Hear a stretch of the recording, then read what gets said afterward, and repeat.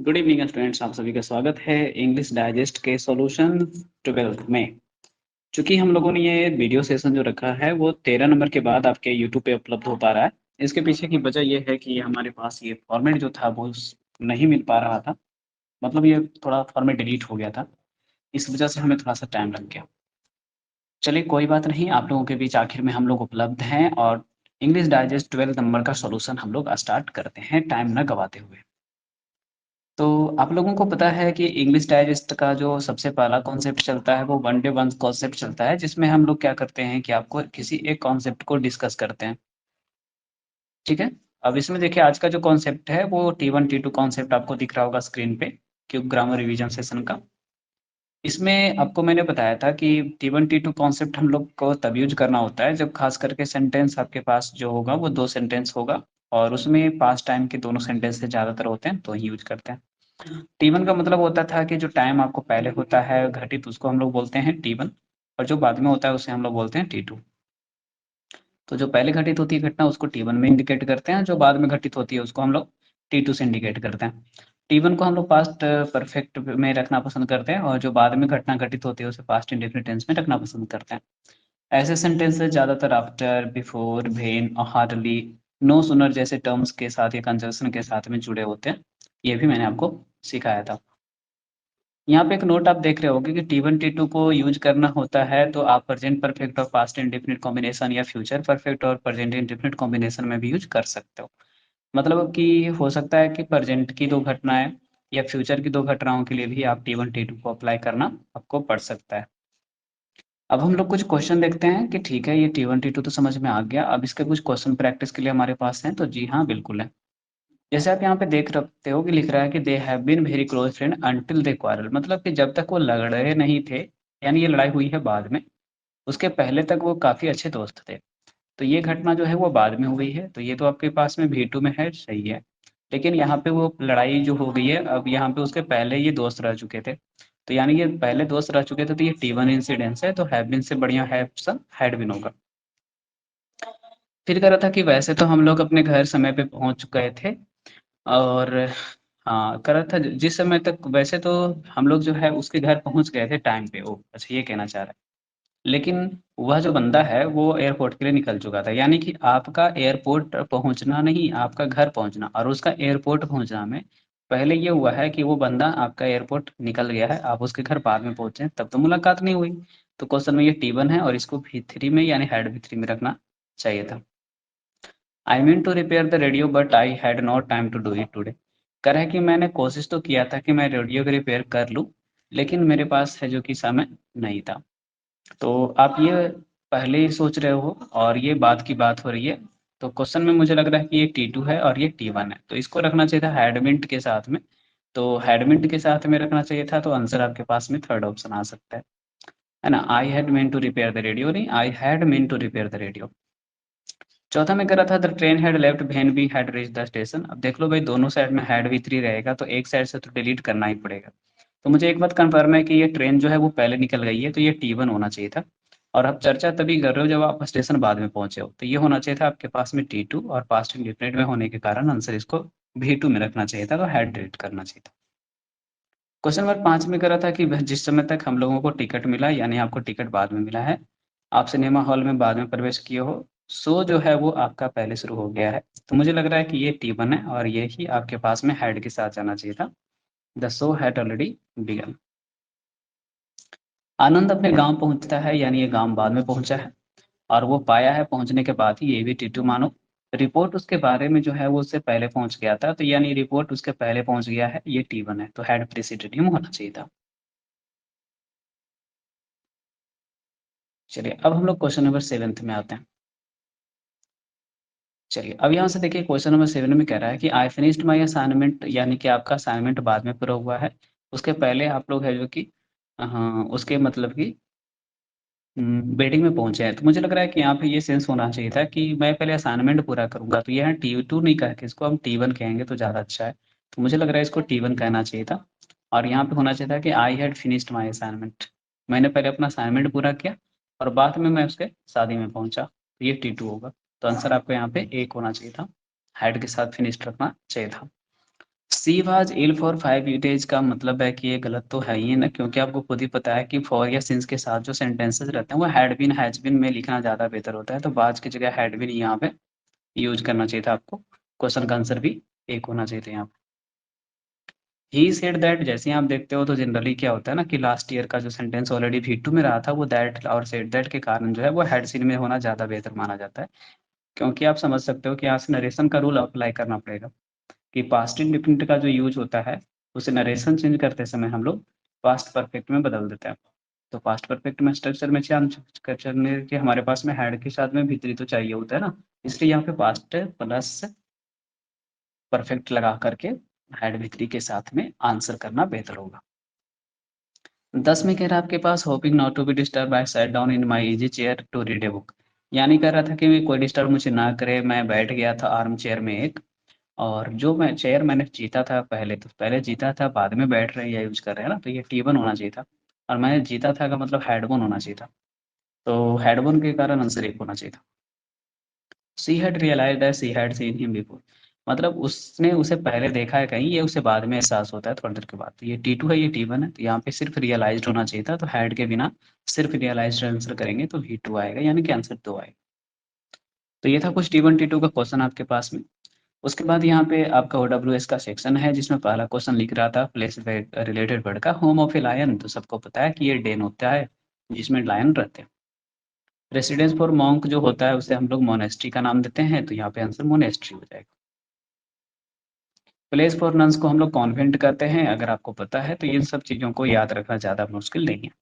जहाँ पे आप मिल्क को कन्वर्ट करते हैं बटर और चीज़ में, ये तो सबको पता है कि आप डेयरी की बात कर रहे हो यहाँ पे, तो DAIRY। Place where bread and cakes are made, तो ये हम लोग बेकरी बोलते हैं इसको, जहाँ पे आप पाव रोटी वगैरह बिकते हुए देखते हो, ये बेकरी होता है।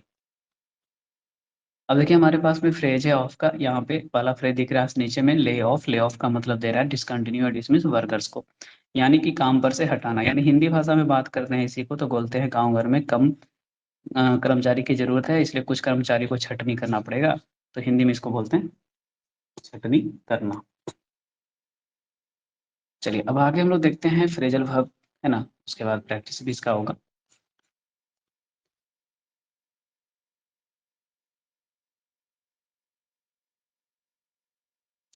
चलिए तो स्क्रीन पर आपके पास यहाँ पे कुछ और फ्रेजेज हैं, जैसे कि देखिएगा, तो लेट ऑफ है, लेट ऑफ का मतलब क्षमा करना हो रहा है, पार्डन का सेंस दे रहा है क्षमा करना।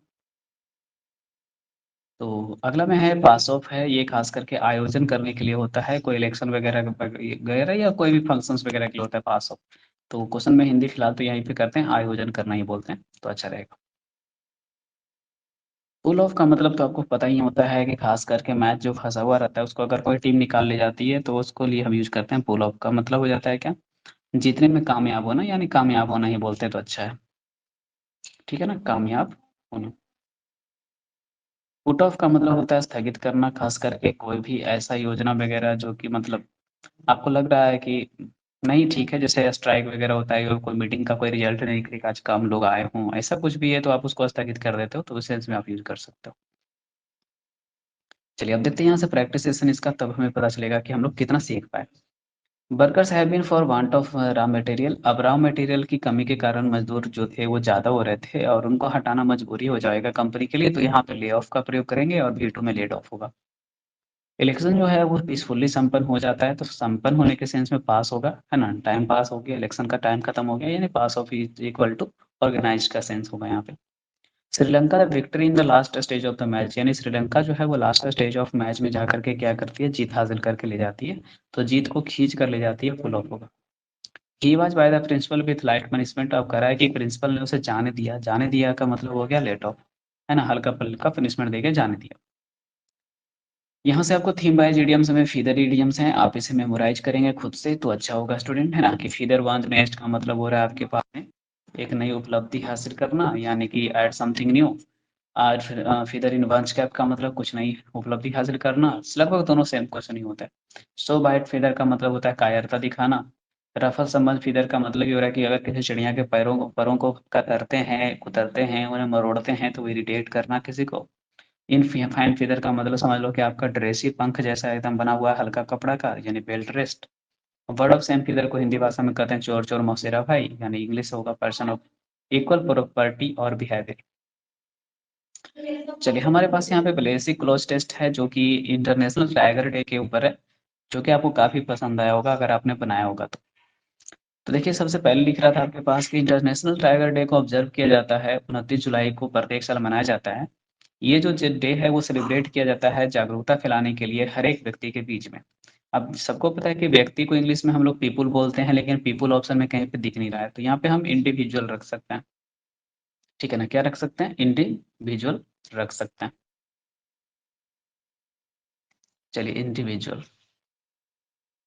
फिर आगे कह रहा था ऑर्गेनाइजेशन के बीच में अवेयरनेस लाना चाहती है गवर्नमेंट जो है वो आपका importance of conservation of tiger पे जोर देना चाहती है, इसलिए 29 जुलाई को इंटरनेशनल टाइगर डे मनाया जाता है। ये जो डे है इसका मुख्य रूप से लक्ष्य है इनकरेज करना, खास करके एप्रोप्रिएट एक्शन लेने के लिए इस विल्ड कैट को बचाने का। करा ना कि वर्ल्ड वाइड फंड यानी WWF है ना, WWF। अगर आप WWF के रिकॉर्ड को माने तो लगभग 95% ऑफ द जो पॉपुलेशन ऑफ टाइगर जो है वो अब खत्म होने को कगार पे है। तो हैज के मतलब यहाँ पे क्या आपको डिक्लाइन सेंस में यूज करना था, तो हैज डिक्लाइन होगा। यहाँ पे डिक्लाइन का मतलब होता है पतन की ओर जाना, इसलिए शायद यहाँ पे आंसर आपके पास में डिक्लाइन होगा। तो second option is declined. First option तो आपने इंडिविजुअल रख ही लिया था। का मतलब पिछले 150 सालों में इनकी संख्या में काफी कमी आती गई है। इस ईयर जो थीम रखा गया इंटरनेशनल टाइगर डे 2022 का जो थीम रखा गया है वो है India launches project tiger to the tiger population. अब कर है कि इंडिया जो है वो कुछ ना कुछ प्रोजेक्ट लॉन्च करेगा और वो सबको पता है कि टाइगर पॉपुलेशन को फिर से है जो कि रिवाइव करने के लिए। क्योंकि देखिए क्या है ना कि कोई भी जनसंख्या को फिर से जीवित करना या फिर से उस संख्या को बरकरार रखने के लिए सबसे बढ़िया वर्ड माना जाता है रिवाइव। तो यहाँ पे revive is the best option. तो वे सपोर्ट करेंगे उन सारे इनिशिएटिव्स का, उन सारे प्रयासों को सपोर्ट करेगी भारत की सरकार जो कि आपको रीजनल लोगों की सहायता से है जो कि किया जाना है ना। रीजनल लोगों की सहायता से खास करके ये प्रयास सबको जो गवर्नमेंट है वो लगाने का कोशिश करेगी। फिर आगे करा था कि और टाइगर को सेफ गार्ड देगी और साथ ही साथ स्ट्रॉन्ग एक्शन भी लेगी किसी भी प्रकार के गैर कानूनी शिकार को। गैर कानूनी शिकार को इंग्लिश में पोएचिंग बोला जाता है, अगर आप नहीं जानते हैं तो हंटिंग नहीं पोएचिंग बोलेंगे, तो यहाँ से पोएचिंग इज द फोर्थ ऑप्शन। फिर वो कह रहे हैं आगे इस कहानी में कि अब the day seeks to protect and expand tiger habitat apart from preserving the species. मतलब कुछ ऐसे भी प्रयास किए जाने हैं आने वाले समय में जिसमें क्या होगा कि इस हैबिटेट को संरक्षण प्रदान करने की कोशिश की जाएगी। इंटरनेशनल टाइगर डे जो है उसे माना जाता है कि ये बहुत प्रकार के इंटरनेशनल ऑर्गेनाइजेशन के द्वारा भी मनाया जाता है, जिसमें world wide fund for nature भी आपका शामिल है, साथ ही साथ international fund for animal welfare भी शामिल है। और एक और यहाँ पे वर्ड यूज किया है इन्होंने, और ये शायद क्या है, जो भी है एक इंस्टीट्यूशन है कोई, स्मिथसोनियन से इंस्टीट्यूशन है, ये भी आपको मनाती है। अगर आप करेंट वाइल्ड कैट पॉपुलेशन की बात करें तो ये 3900 के आसपास है WWF के अकॉर्डिंग अगर आप बात करें तो। कहानी आगे भी है तो अगले स्लाइड में हम लोग चलते हैं। लिख रहा है कि इंडिया जो है वो लगभग है जो कि आपका पूरे टाइगर पॉपुलेशन का 70% है जो कि घर माना जाता है। यानी कि जो टाइगर है वो मैक्सिमम एशिया में पाए जाते हैं और एशिया में भी इंडिया में पाए जाते हैं, जिसमें खास करके आप बंगाल टाइगर के बारे में सुने होंगे। इंटरनेशनल टाइगर डे वाच इन 2010, मतलब कि सबको पता है कि ये सबसे पहले लाया गया था यानी शुरुआत किया गया था, और किसी भी चीज़ को शुरुआत करना को इंट्रोड्यूस करते हैं इंग्लिश में। इसको सबसे पहली बार इंट्रोड्यूस किया गया था 2002 में। After it was discovered that 97% of tiger had disappeared in the past century. जब 2010 के आसपास इनको लगा कि 97% टाइगर जो है पूरी दुनिया से खत्म होते जा रहे हैं, तब ये चिंता जाहिर हुई और लोगों ने इसके बारे में अवेयरनेस फैलाई। तो ये तो था एक बेसिक लॉ टेस्ट जिसमें आपके 10 ब्लैंक स्पेसेस दिए गए थे और डायरेक्ट ब्लैंक स्पेसेस के हिसाब से आपको देख करके कहानी को फिल करना था। अब आते हैं एग्जामिनेशन सिनेरियो के दृष्टिकोण से एडवांस क्रॉस टेस्ट में। देखिए तो सबसे पहले इसमें क्या है ना कि इसमें ऑप्शन जब हमारे पास चार चार दिए गए हैं तो हमें उन ऑप्शंस का सहारा लेकर के फिल करना है। चलिए तो देखते हैं। सबसे पहले कह रहा है ना कि मेरी चिंता बढ़ती जा रही थी। कोई व्यक्ति है, राइटर हैं, उतरे कह रहे हैं कि मेरी जो चिंता है वो बढ़ती जा रही है। Why the shop was becoming more glamorous. लड़का जो खड़ा था वहां पे दुकान पे वो थोड़ा सा लड़ाकू होता जा रहा है। अब जो मेरा सेल्स एग्जीक्यूटिव था, है ना, माई सेल्स वेयर पुअर। ओ, उस दिन की बात है जिस दिन मतलब ये लड़का मेरे दुकान पे काम करता था, समझ रहे हैं ना? तो होता है ना कि आप सहायक लड़के होते हैं, खास करके आप बंधुआ मजदूर बोलिए जो बोलिए, लेकिन सहायक बच्चे होते हैं जो दुकान में काम करते हैं, तो उसी की बात यहाँ पे कर रहे हैं शायद। कि कोई दुकानदार कह रहा है, दुकान का ओनर, कि मेरा दुकानदारी उस समय अच्छा भी नहीं चल रहा था, और इसकी वजह है क्योंकि, है ना, एज मतलब चूंकि या क्योंकि रेलवे जो है, रेलवे से पहले प्लूरल है यहाँ पे, तो बेहद होगा। वो मोर पेडलर ऑन प्लेटफॉर्म को क्या कर रहा था, अलाउड कर रहा था, यानी कि जो घूम घूम करके फेरी वाले बेचते हैं सामान, फेरी वाला, पेडलर मतलब फेरी वालों को प्लेटफॉर्म पे अलाउड कर दी थी गवर्नमेंट। तो क्वेश्चन में बेयर एडमिटिंग होना चाहिए था, क्योंकि करती जा रही है ना कंटिन्यू रूप से, इसलिए यहाँ पे अन का क्वेश्चन में एक्टिव फॉर्मेशन में आईएनजी चाहिए था। वैसे तो चाहिए नहीं था, इसलिए आप ऐसे भी एलिमिनेट कर सकते हो बाकी ऑप्शन, कि रेलवे अनुमति देती जा रही थी। अगर यहाँ पेडलर सब्जेक्ट होता और रेलवे ऑब्जेक्ट होती तब पैसिव होता ना। अब जो कह रहा है कि मेरा जो कैश रिसीप्ट था वो गोइंग डाउन, मेरा कैश जो उपलब्ध होता था, प्राप्त होता था कस्टमर से, वो भी काफ़ी डाउन होता जा रहा था, और मेरा जो क्रेडिट सेल था वो भी आपका क्या होता जा रहा था, तो वो भी शायद कम होता जा रहा था। अब देखिए 2 नंबर के लिए हमारे पास ब्लैंक स्पेस में ऑप्शंस क्या-क्या है? अच्छा, नहीं, कह रहा है मेरा कैश कमता जा रहा था और मेरे क्रेडिट जो थे वो बढ़ते जा रहे थे। मतलब कि जो आपका ख़ास करके ऑनलाइन जो ट्रांज़ैक्शन था वो फ्लोरिश हो रहा था। यानी कि कहानी पास्ट की चल रही है, इसलिए हम लोग वीटो में रखेंगे फ्लोरिश्ड होगा। होलसेल जो मर्चेंट है, वो जो मुझे सप्लाई करता था गुड्स वग़ैरह, उसने भी मुझे अब क्रेडिट देना बंद कर दिया था। ओह! यहाँ क्रेडिट मतलब कर्ज़ हो रहा है यार, हम लोग ऑनलाइन नहीं सोचेंगे, गलत सोच रहे हैं। कि मेरा इनकम कम होता जा रहा था और मेरा कर्ज़ बढ़ता जा रहा था, और यहाँ तक कि मेरा जो होलसेल मार्जिन था, वो भी मुझे अब कर्ज़ पर या उधार में पैसे या फिर वस्तुएँ देना बंद कर दिया था। उस लड़के का जो तरीका था अकाउंट कीपिंग का, वो बहुत ही डिसऑर्डरली था। चींटी का मतलब डिसऑर्डरली होता है ना, तितर-बितर होता है। तो बहुत ही डिसऑर्डरली था। अगर आप नहीं जानते तो इसे डिसऑर्डरली लिख लेंगे, है ना? कि चेयोटिक का मतलब हो रहा है कि कभी तो शीर्ष पे पहुँचा देता है, कभी भी आधार पे ले आता है, यानी कि डिसऑर्डरली ढंग से वो चीज़ों को मैनेज कर रहा था। आप ये कहना चाह रहे हैं यहाँ से। फिर आगे बढ़ते हैं। हाँ, वो जो लड़का था उसका अकाउंट कीपिंग का जो तरीका था वो बड़ा ही डिसऑर्डरली मुझे समझ में आ रहा था। आगे कह रहा था, आपने कहा यहाँ पे, I did not know whether he was moving forward और बैकवर्ड, मतलब वो किस तरह से चीज़ों को आगे-पीछे करके मैनेज करता था, मुझे नहीं पता, है ना? ये यहाँ पे कहना चाह रहे हैं भाई साहब। He produced cash from counter in a haphazard manner, वो अजीब तरीके से कैश वगैरह निकालता था काउंटर से, and there on the shelfs all over the shop, और वह चीज़ों को वहाँ पे बिखेर-बिखेर करके पूरे-पूरे है जो कि शेल्फ पे रखे रहता था। और फिर आगे लिख रहा था, he the boy was probably pocketing. ओह! अच्छा, यहाँ पे पहले 3 में भर लेना चाहिए था ना।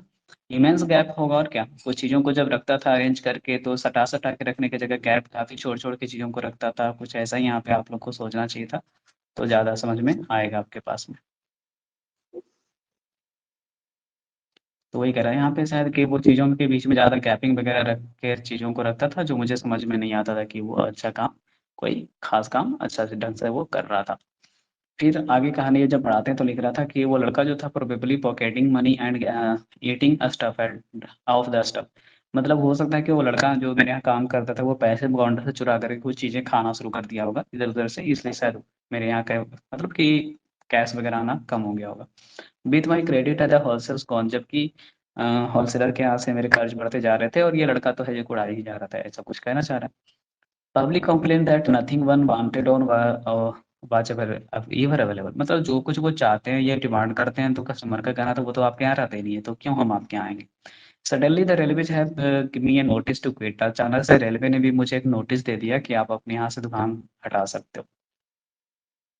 आई ब्लैंक स्पेस, अब यहाँ पे क्या है, I the old station master. अब सबको पता है कि आप रिक्वेस्ट करोगे, हाथ जोड़ोगे, ऐसा है कुछ, तो प्लीडेड विथ होगा रिक्वेस्ट विथ समवन। तो मैंने क्या किया, वो स्टेशन मास्टर से और जो पोर्टर था उनसे मैंने मिल करके थोड़ी-सी रिक्वेस्ट वगैरह की, लेकिन उन्होंने कुछ ख़ास बोला कि हम नहीं कर सकते हैं। The order had come from, अब यानी कि ऑर्डर जो है वो सुपीरियर अ, हाई अप या सुपीरियर कैटेगरी के ऑफ़िसर से आई होगी, तो इसलिए हाई अप वर्ड यूज़ किया है, सुपीरियर से आई थी। और जो सब था अब वो नए कॉन्ट्रैक्टर को दिया जाना तय किया गया था।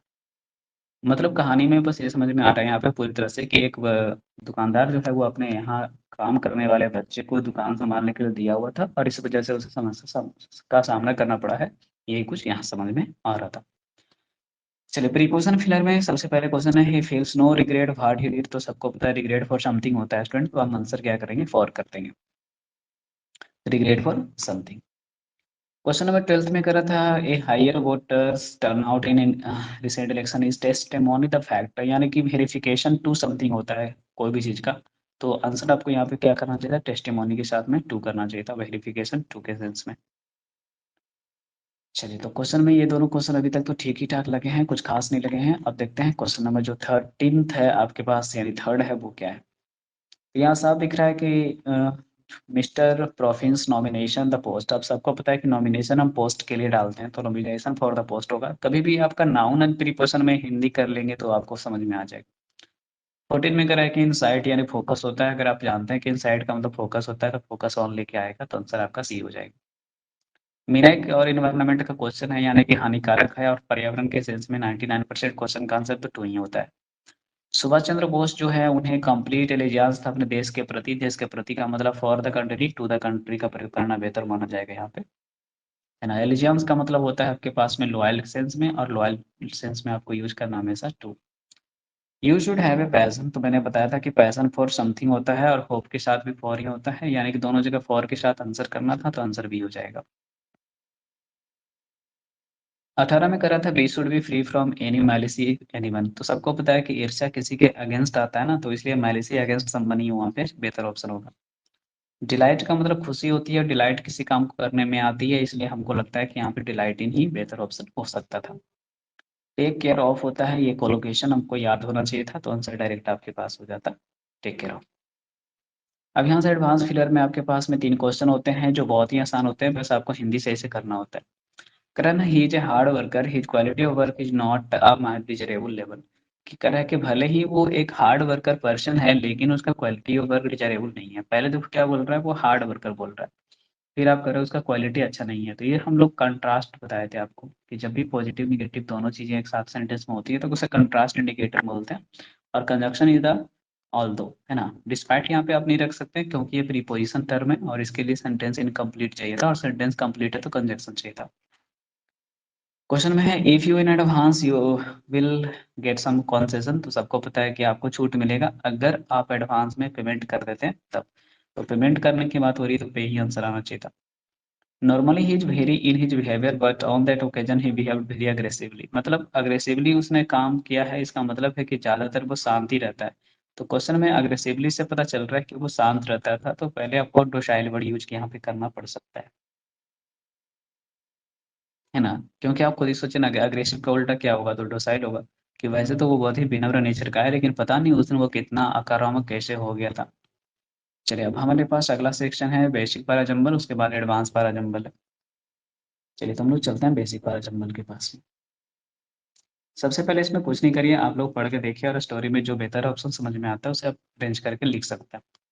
तो मुझे लग रहा है कि मैक्सिमम जगह जब ए से स्टार्ट ही है तो ए से ही स्टार्ट देखते हैं, तो 3 तो ऐसे ही हटा लेते हैं पहले, है ना। चलिए ठीक है, तो ऐसे ही हम लोग पढ़ के देखते हैं, तो आइए। Ram was sitting on a tree and was eating an apple, बहुत सिंपल स्टोरी है। अब उसके बाद मुझे लग रहा था कि एप्पल खाने की कहानी को आगे बढ़ाएंगे, तो मुझे लग रहा है कि सी आ सकता है, तो ए के बाद सी दिख रहा है, ऑप्शन यहाँ पे भी दिख रहा है और यहाँ पे भी दिख रहा है, तो चलो भाई ये दोनों ऑप्शन तो पहले बाय बाय कर देते हैं। तो फिर यहाँ से देख रहे हैं कि ईटिंग एप्पल यानी एप्पल खाने के दौरान समथिंग हिट हिज हेड, उसके दिमाग में कुछ आता है या वो उसका दिमाग पे या फिर उसके सिर पे कुछ चोट लगता है। He looked up to find a monkey sitting on a branch of a tree, ओ, तब वो देखता है तो उसे दिखाई पड़ता है कि एक उसी मतलब पेड़ के ब्रांच पे एक मंकी भी बैठा हुआ है, और monkey had thrown an apple at him, और उसी मंकी ने है जो कि उसके ऊपर एक सेब मारा है, सेब फेंक के मारा है, यानी कि आंसर कन्फर्म आपके पास हो चुका है कि ए के बाद सी होगा, सी के बाद डी होगा, डी के बाद बी होगा, तो आंसर आप लोग यहाँ से मिला सकते हैं। फर्स्ट ऑप्शन आ रहा है, तो काफी आसान है। अगर आप बेसिक पैराजंबल की जब बात ही कर रहे हो तो बेसिक है तो थोड़ा आसान तो रहेगा। अब ये एडवांस पैराजंबल है जो थोड़ा सा आपको परेशान कर सकता है। लिख रहा है क्या, a small stream emerge from a cluster of rocks and to feed the pool, मुझे लग रहा है क्या स्टार्टर तो यही होगा, है ना। तो हो सकता है एक छोटा सा आपका क्लस्टर ऑफ रॉक के बीच से निकलने वाला एक झरना है, और वो है जो कि सींच रहा है जमीन को, तो हो सकता है स्टार्टर, कोई बड़ी बात नहीं है। अब एक बार हम लोग आगे पढ़ लेते हैं ना। It was on such a day, A hot tired day, that Ranji found a pool in the forest. अब मुझे लग रहा है कि नहीं, ये स्टार्टर नहीं होगा, क्योंकि यहाँ पे तो कह रहा है कि एक प्यासी है और प्यासा है और उसे एक पूल मिलता है, और वो पूल के पास जाकर के देखेगा, बाद में पता चलेगा कि झरना ही आ रहा है, उसके बाद पता चलेगा कि झरना कहाँ से आ रहा है। तो ए इज नॉट अ स्टार्टर, यहाँ तो इससे अच्छा लग रहा है कि पहले बी आना चाहिए। During the monsoon this stream, अब मुझे लग रहा है कि जब during the monsoon this stream बोल रहा है और यहाँ पे हम लोग ए स्मॉल स्ट्रीम की चर्चा कर रहे हैं, तो यहाँ से वर्ड आफ्टर वर्ड के हिसाब से अगर चलें तो ए के बाद सी कंफर्म है। अब मुझे बी और डी में देखना है कि कौन पहले होगा, तो पहले चले डी में पढ़ते हैं। The waterland, the water had a gentle translucency, and you could see the smooth, round pebbles at the bottom of the pool. मतलब कहानी का जो स्टार्टर है वो लग रहा है कि बी होना चाहिए था, और बी के बाद होना चाहिए था डी, क्योंकि यहाँ पे देखो पूल में पहुंचने की बात हो रही है, तो पूल में पहुंचने के बाद ही हम डी को रख सकते हैं।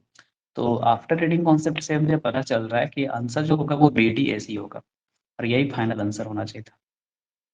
अब बाकी इसको स्पीड में समझ लेते हैं कि एक बात की बात है कि रणजी जो है वो पाता है एक बहुत अच्छा सा पूल फॉरेस्ट में, और जब फॉरेस्ट में उस पूल के पास जाता है तो वो काफी जो सॉफ्ट पानी को महसूस करता है। जब वो सर्च करने के लिए निकलता है कि ये पूल में पानी आ कहाँ से रहा है, तो उसे एक झरना दिखाई पड़ता है जो रॉक के बीच से निकला होता है। खत्म हो गया कहानी। तो क्वेश्चन का स्टार्टर हो गया BDSC, आंसर फाइनल।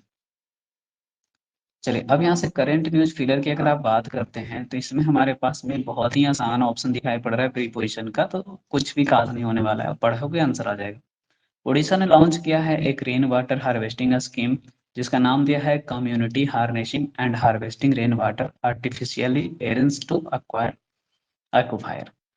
अब टेरिस से एक्वाफायर पहुंचने की बात हो रही है यहाँ पे, तो मुझे लग रहा है कि फ्रॉम के साथ हमेशा टू लगता था, तो उसके हिसाब से तो फ्रॉम ही आना चाहिए था। अब देखना यह है कि क्या ये सही ऑप्शन है या नहीं। ये तो आंसर कुछ और दिख रहा है, लेकिन पता नहीं। हम्म,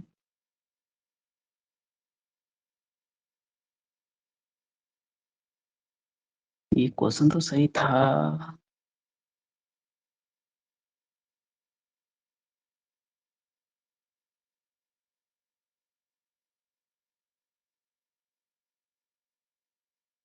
हम्म, चलिए जो भी है देख लेते हैं।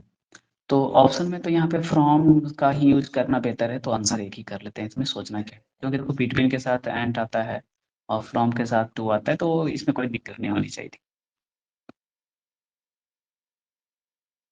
चलिए आगे चलते हैं। अब यहाँ पे मल्टीपल एरर क्वेश्चन जो आपको दिखाई पड़ता है, इसमें आपको कुछ नहीं होता है, बस आपको देखना है कि क्वेश्चन में एक से ज्यादा जगह मिस्टेक होगा और वो क्या क्या हो सकता है। जैसे देखिए कह रहा है in the speech that blew everyone's mind, Swami Vivekananda के बाद हैव नहीं यार, हैज होता या तो हैड होता। हैज मेंशन्ड द बेसिक एक most important thing that one should follow in life. यहाँ तक तो अभी तो कोई दिक्कत नहीं लगा है, फिर आगे देखते हैं। These things included being patriotic, loving all religion, analyzing religion, being acquainted with science, knowing importance and necessity of rituals, being aware of roots of Hinduism, being aware of the goal of science, being aware of the cause of downfall of India, and being against religion's conversation। अब तो मुझे कुछ गलती ही नहीं में ही गलती महसूस हो रहा है, तो आंसर हमको ओनली ए करना चाहिए था, है ना। तो चलिए आंसर करते हैं ए नंबर है। अब यहाँ से देखते हैं आगे क्वेश्चन मैचिंग टेबल का है, जिसमें हमें कुछ वर्ड मीनिंग दिए गए हैं, जिनका हमको मीनिंग सिर्फ पता करके आंसर मैच कर देना है। तो अटेंचुएट का मतलब होता है कमजोर करना। अगर आप हिंदी बढ़िया से कर रहे हैं कमजोर करना, तो ऑप्शन आपको दिख रहा है कि वीकेंड होने वाला है, यानी सी। अर्चैक मतलब हम सबको पता है कि पुराना होता है, तो ओल्ड फैशन यानी टी। एवियन का मतलब होता है आपके पास में क्या, एवियन, एवियन का मतलब तो यही समझ में आ रहा है ना कि एवी कल्चर चिड़िया वगैरह से रिलेशन आना चाहिए। ऑरा का मतलब तो हमें पता है आभा मंडल होता है ना, क्या होता है आभा मंडल होता है। तो आभा मंडल के सेंस में तो ई आ जाएगा। ऑकवर्ड का मतलब विचित्र होता है, तो क्लमजी हो जाएगा, तो बी हो जाएगा। अब इसके लिए हमारे पास में ए बच रहा था, तो एवियन का मतलब तो मैंने पहले ही बताया था कि एवी साइड और एवियरी से बन रहा हुआ नहीं, चिड़िया से संबंधित होता है, तो आंसर आपके पास में ए आना ही था, रिलेटेड टू वर्ड। अपरेंट का हिंदी होता है स्पष्ट। अगर हम हिंदी भाषा में स्पष्ट करते हैं तो ऑटोमेटिक है कि इंग्लिश में ऑब्वियस या डिस्टिंक्ट आने वाला है तो डी आएगा। अल्यूर का मतलब आपके सेंस में होता है लुभाना। जब लुभाने की बात कर रहे हो तो यहाँ पे आपके पास में अट्रैक्ट का सेंस आएगा। एबोमिनेबल का मतलब होता है नफरत से भरा, कि अब मत नहीं, है ना, अब मन नहीं मिलेगा, नफरत से भरा। तो नफरत से भरा जब ऑटोमेटिक है कि डिसलाइकिंग का सेंस भी आएगा। एक्सियम का हिंदी सेंस होता है कहावत का। अब कहावत की जब बात कर रहे हो तो मैक्सिम और प्रोवर्ब से बढ़िया कुछ ऑप्शन थोड़े ना दिखने वाला है। अब इसके लिए तो सी ऑटोमेटिक बच रहा है। वर्सन का मतलब हो रहा है आपके पास में क्या, नापसंदगी। तो यहाँ पे कंफ्यूजन नहीं था। यहाँ पे आप सी को ई बी से रिप्लेस कर सकते हैं, बी को सी से रिप्लेस कर सकते हैं, क्योंकि दोनों में नापसंद का ही सेंस है। चलिए अब इसके बाद का जो स्लाइड होगा उसमें तो सिर्फ आंसर्स होंगे। जी बिल्कुल, इसमें आंसर्स हैं हमारे पास में। चलिए, तो ये तो आप लोग खुद से भी कर ले सकते हैं, कोई बड़ी बात नहीं है। इसमें तो मुझे कुछ बताना नहीं है। और ये सेट नंबर जो 12th का होता है करना, ये तो आपको खुद से सेल्फ से करना होता है। ये काम कम से कम आपको करना चाहिए। तो आपका जो सेशन नंबर 12 का सॉल्यूशन है वो कंप्लीट हुआ है स्टूडेंट। हम लोग मिलते हैं सेशन 14 के सॉल्यूशन में, क्योंकि सेशन 13 का सॉल्यूशन तो ऑलरेडी मैंने दे रखा है। आप चाहें तो उसे देख सकते हैं, यूट्यूब पे उपलब्ध मिल जाएगा आपको, है ना। बाकी हमारे टेलीग्राम चैनल पे आपको इसके पीडीएफ से मिल जाते हैं। अगर आप नहीं ले पा रहे हैं किसी वजह से ये कंटेंट, तो आप पीडीएफ मोड अपने कहीं भी बैठ करके प्रिंट आउट करवा के सेल्फ प्रैक्टिस करिए, यूज कर सकते हैं। और अपने दोस्तों को भी इन्फॉर्म कर सकते हैं कि ये चीज़ें अगर आपको अच्छी लग रही हैं तो उन्हें भी अच्छी लगनी है। और फ़ायदा तो बहुत होगा इसका। इसलिए कृपया कर आप लोग कम से कम कंटेंट्स को कहीं से भी प्रिंट आउट करके प्रैक्टिस करते रहें।